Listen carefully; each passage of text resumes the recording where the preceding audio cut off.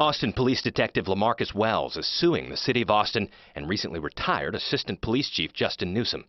Detective Wells said it hit him in the gut like a punch. In the lawsuit, Wells, who has been with the department since 2008, detailed a long list of transfers to highly desired positions he was denied.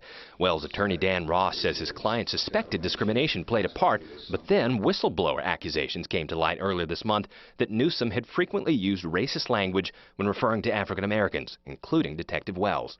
As you can imagine, years of working, putting your life at risk for a police department you believed in and believed you were getting as fair a shake from them as they were getting from you, all of a sudden he found that his worst fears were true. Ross says Wells is suing Newsom for defamation. And it's against him individually.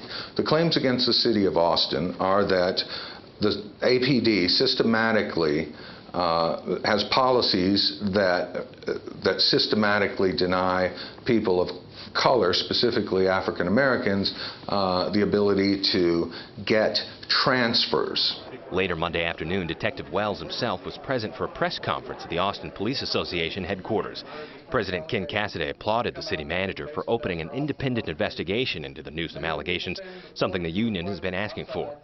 What Assistant Chief Newsom said about LaMarcus Wells and Keston Campbell, he said about every other African American here on this force. Chandra Irvin, president of the Texas Peace Officers Association, and Michael Crumrine, president of the Lesbian and Gay Peace Officers Association, talked about the inactions of Police Chief Brian Manley. You didn't open an investigation, internally or externally. You failed to restrict Justin Newsom's duty in any way. And what you permit, you promote.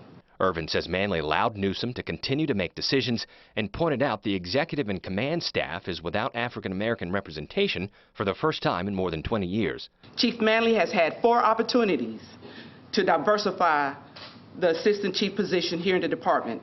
Each time he opted not to place an African American in the role. As for the idea of Chief Manley being placed on restricted duty while the city investigates, we asked for the city manager to do that last week. We were denied.